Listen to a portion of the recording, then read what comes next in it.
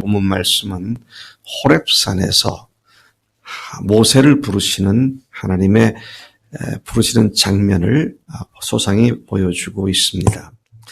그의 부르심을 통해 우리는 우리를 사명자로 부르신 주님 앞에서 어떠한 모습으로 서야 하는지를 반면교사로 배울 수가 있습니다.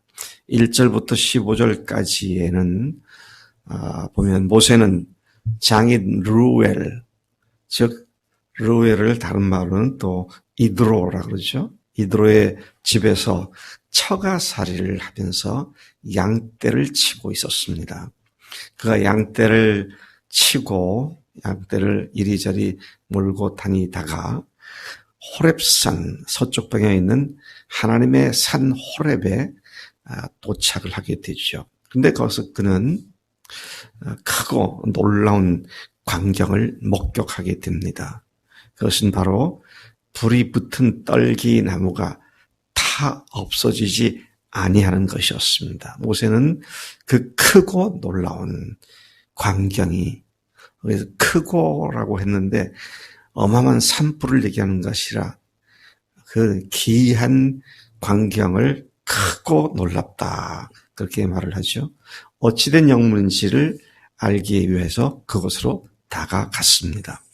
하나님은 불타는 떨기나무 가운데서 모세를 부르셨어요. 여러분, 여기서 떨기나무는 오늘날도 말하면 신의 광야, 시나이 반도의 전역에 펼쳐져 살고 있는 키가 작은 가시덤불 같은 것. 굳이 우리가 알고 있는 우리나라에 있는 나무를 얘기한다면 산딸기 나무 덩쿨이 이렇게 무더기로 이렇게 우거져 있는 그런 모습을 생각하면 될 것 같습니다. 키 작은 가시덤불. 이 작은 가시덤불은 애굽에서 고통과 고역과 노역 속에 고통당하는 비참한 히브리 민족의 고통을 의미한 것으로 보여집니다. 그 떨기나무에 여호와의 사자가 임했다 그랬는데, 여호와의 사자가 임한 것은 이스라엘의 탄식을 들으신 하나님께서 그들의 구원을 위해 일하신다는 사실을 보여주고 있는 것으로 이해가 됩니다. 하나님께서 부르시죠. 모세야, 모세야. 우리가 이렇게 하나님께서 급히 사람을 부르는 또 다른 장면을 생각한다면, 지난 주일 임 집사님이 아이들과 함께 연극할 때 아브라함아, 아브라함아 불렀던 그 모습이 연상이 듭니다. 매우 급하게 부른 겁니다. 그리고 긴급하게 부른 내용이 되죠. 그가 감당할 사명이 매우 중대했다는 사실을 알려주는 표현이기도 하는 것이죠. 오늘도 부활하신 주님은 우리를 긴급한 상황으로 부르고 계십니다. 온통 구멍이 숭숭 뚫려 있는 복음 메시지를 이제 그 구멍을 기운 복음 메시지로 바꾸어 전하는 이 긴급한 사명을 위해서 하나님께서 우리를 부르시기를 민하나, 민하나, 대훈아, 대훈아, 승민아, 승민아, 그렇게 부르고 계신다는 사실이죠. 이게 지금부터 3,400년 전 모세 이야기로 끝나는 것이 아니라 오늘 우리를 그렇게 부르신다는 사실을 깊이 명심해야 할 것입니다. 여러분, 우리가 정말 이 일에 온 생애를 다 헌신해도 너무너무 부족한데, 그냥 세상 살이 그냥 즐기다가 시간 나면 주님의 일하고, 이건 가짜예요, 가짜. 정말 주님께서 얼마나 애타고 간절하게 이 세상에 온 세계에 퍼져 있는 기독교가 전하는 복음 메시지가 얼마나 신약 시대 말씀하고 많이 훼손돼 가지고 구멍이 숭숭 뚫려 있는지, 이걸 우리가 분명히 볼 수 있어야 한다는 것이죠. 애굽에서 이스라엘이 노역을 하면서 고통을 당하는 것에 견줄 수 없는 더 큰 문제, 사탄에게 구멍 뚫린 복음을 갖고 사탄에게 질질 끌려다니며 사탄의 고통을 당하고 있는 수많은 영혼들을 보는 그 눈을 하나님께서 우리에게 열어주시고 그 일을 위하여 우리를 부르시는 줄로 믿습니다. 모세는 말씀에 주님께서 부르시는 말씀에 내가 여기 있나이다. 내가 여기 있나이다. 여러분 사무엘이 어렸을 때에 그가 잘 때에 사무엘아 사무엘아 그 소리를 세 번째 듣고는 그 얘기를 듣고는 엘리 선지자한테 가잖아요. 아니야 나 너 안 불렀어. 자라. 세 번을 듣고 다시 엘리한테 가니까 엘리가 이게 하나님께서 부르셨구나 알고 이번에 부르시거든 네 제가 여기 있나이다. 그렇게 답해라. 여기 있나이다라는 건 하나님 앞에 겸손한 응답을 의미하는 것이죠. 하나님은 그런 모세에게 이리 가까이 와라. 이리 가까이 와라.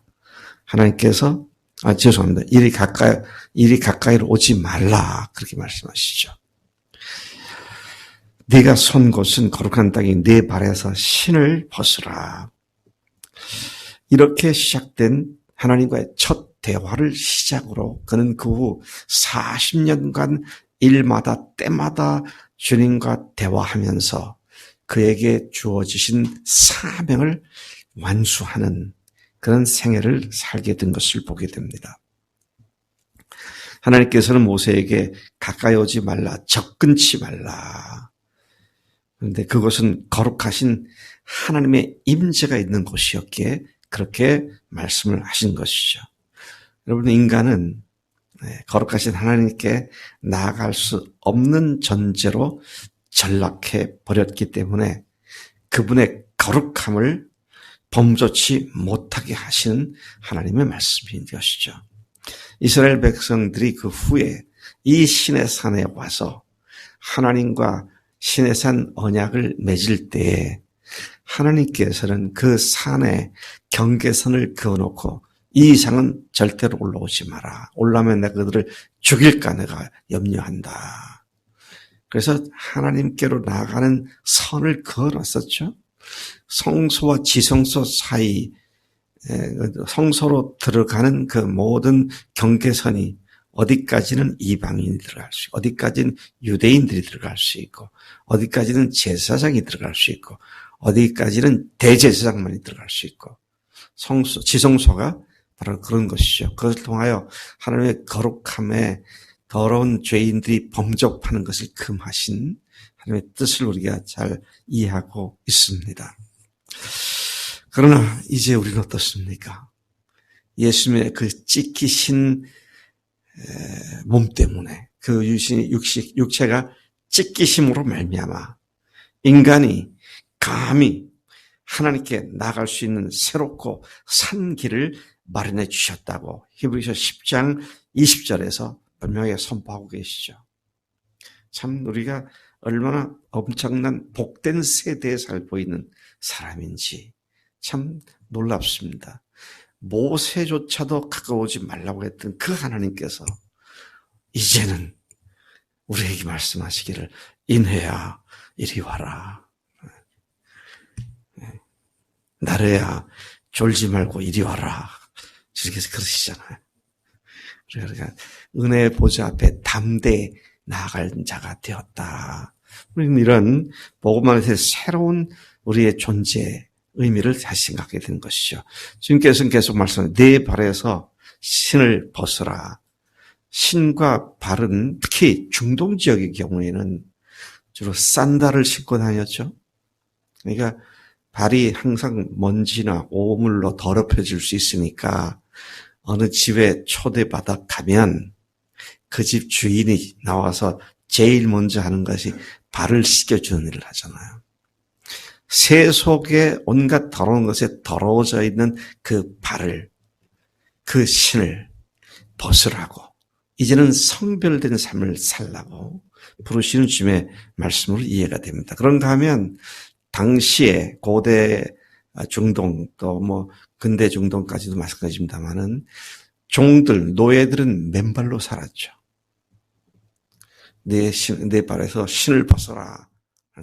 너는 내 종이다. 이렇게 말씀을 하시는 것으로도 이해가 되고 있습니다.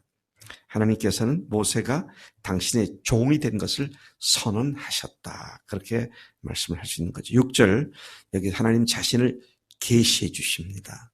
나는 네 조상의 하나님이니 아브라함의 하나님, 이삭의 하나님, 야곱의 하나님이다. 하나님께서는 자신을 이스라엘 선조들과 언약을 맺었던 그 하나님이심을 계시해 주셨습니다. 이는 앞으로 진행될 출애굽 역사가 하나님과 아브라함과 이삭과 야곱과 맺은 언약에 근거하여 이루어질 것을 강조하고 있는 말씀이기도 합니다. 7, 8절에 보면 하나님께서 그 계획을 구체적으로 계시해 주십니다. 6절에서는 하나님 자신을 계시하셨고 7절에서는 하나님의 계획을 계시해 주시죠. 하나님께서는 자기 백성의 고통을 정령히 보았다. 그렇게 말씀하시며 보고 또 보았다. 지속적으로 세밀하게 지켜보고 계셨다는 말이기도 합니다. 백성들의 고통스러운 간구를 결코 외면치 않으시는 하나님이심을 확신하게 하시는 이런 말씀이죠. 내가 내려와서 하나님께서 그렇게 말씀하십니다. 내가 내려와서 하나님이 내려와서 그렇게 말씀하셨어요. 즉 친히 개입하셔서 이스라엘 민족을 구원하셔서 약속의 땅, 가나안 땅으로 이스라엘 백성을 인도하실 계획을 선포하십니다. 하나님께서는 당신의 종들을 부르실 때 그냥 심심풀이로 한번 불러보는 것이 아니라 계획을 갖고 부르시죠. 시성문 형제를 부르신 주님께서 시성문 형제에 대한 계획을 갖고 부르셨습니다. 그 계획을 우리가 듣고 그 말씀에 순종하는 삶이 우리의 종된 삶의 일생의 삶이 되는 것이죠. 자, 계속해서 보면 그 계획이 뭡니까? 아름답고 광대한 땅, 젖과 꿀이 흐르는 땅을 주실 것이라고 하는 그런 계획을 말씀해 주신 것입니다. 9절과 10절을 보면 모세를 바로에게 보내실 것을 계시하십니다. 이제 구체적으로 그가 무엇을 어떻게 해야 할지를 계시해 주십니다. 오늘 보면 주님이 하나님께서 모세를 만나서 여러 가지를 계속 계시해 주신 것을 보게 됩니다. 이제 내가 너를 바로에게 보내어 너로 내 백성 이스라엘 자손을 애굽에서 인도하여 내게 하리라. 이제 하나님은 모세를 그 위협의 책임자로 적시하시면서 이 일을 위해서 내가 너를 보내겠다. 그렇게 말씀하시죠.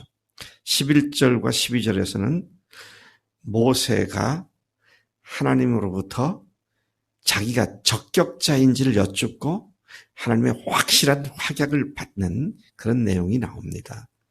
내가 누구 관대 바로에게 가며 이스라엘 자손을 애굽에서 인도해 내겠습니까? 그는 자신에게 주어진 위협에 비해 자신의 너무도 무능함과 부족함을 철저히 알았고 그것을 고백하고 있었습니다. 40년 전의 모세가 아니라 이제는 아무것도 아닌 존재잖아요. 40년 전에 모세는 왕좌였습니다. 상당한 파워를 갖고 있었던 존재입니다. 근데 지금은 he's nothing. 아무것도 아닙니다. 그래서 nothing이에요. 아무것도 없는 존재입니다. 그런 존재라고, 그런 내가 어떻게 그렇게 바로 설 수 있겠느냐고, 바로 앞에 설 수 있겠느냐고 그렇게 토로하고 있었는데 하나님은 바로 이런 겸손한 자를 찾으시는 하나님인 줄로 믿습니다. 그럼 주님의 일을 할 때에 그 일을 보면 내가 너무 부족하잖아요. 그래서 결론이 어떻게 됩니까? 나는 그런 일은 못하겠어. 그래서 결론이 뭐예요? 못하는 겁니다. 참 끝까지 거의 갔어요. 주님은 아주 겸손한 데 찾으신데 겸손하게 자기의 무능을 얘기합니다. 그 다음에 문제예요. 그래서 포기합니다. 근데 주님께서 원하시는 건 그런 사람을 원하시는데 그래서 주님을 의지하고 나가는 것. 그래서 포기하느냐, 그래서 의지하느냐. 포기하느냐, 의지하느냐가 삶을 완전히 바꿔놓죠. 여러분, 내가 주님께 무슨 일을 하라고 말씀을 들었을 때, 하나님, 이제야 저를 알아주시는군요. 이거는요, 망할 사람입니다. 망할 사람이에요. 지금 어떻게 제가 감히 그런 일을 하겠습니까? 근데 하나님께서는 그런 사람을 격려하시고, 하시는 말씀이 뭡니까? 어떻게 그렇게 하게 하셨다고 하느냐. 내가 정녕 너와 함께 있으리라. 이 말씀 어디서 보지 않았어요? 지상명령에 마태복음 28장 19, 20절에 그러면 너희는 가서 모든 민족으로 제자를 삼아 아버지들과 아들과 성령의 이름으로 침례를 주고 내가 너에게 분반 모든 것을 가르쳐 지키게 하라. 그 다음에 볼지어다 내가 세상 끝날까지 너희와 항상 함께 있으리라 하시니라. 하나님께서 모세보다도 더 확실한 약속을 우리에게 주신 줄로 믿습니다. 주님께서 우리에게 주신 약속의 말씀을 붙잡고 우리가 다른 사람을 구원하는 건 물론이고 우리 교회에 주신 세 가지 소명이 반드시 이루어진다는 믿음을 가지고 나갈 때 세상 끝날까지 우리 함께 하신 주님이 우리를 인도하실 줄로 믿습니다. 하나님 아버지 참으로 감사합니다. 모세나 우리나 똑같은 부족한 죄인들이지만 주님 그러나 하나님께로 다가와 하나님께 은혜를 입은 자들을 주님께서 복을 주시고 크게 쓰신 것을 저희들이 배웁니다. 하나님 이 아침에도 주님 내가 누구며 무엇이 관대 내 백성을 구출한단 말입니까? 라는 자신의 연약함과 무능함을 알았던 모세를 내가 항상 너와 함께 있을 것이라고 확증해 주시면서 사명을 부여해 주신 주님의 말씀을 듣는 가운데 우리와 세상 끝날까지 함께 하겠다는 그 주님의 격려가 우리로 다시 구멍 뚫린 복음에 매여 마귀에게 종로로 타는 많은 사람들에게 구멍 기운 복음을 선포하는 사명자로 우리를 다시 일깨워 주시고 또 용기를 북돋워 주시니 감사합니다. 그렇게 살겠습니다. 감사하고 예수님의 이름으로 기도를 쌉나이다. 아멘. 아멘.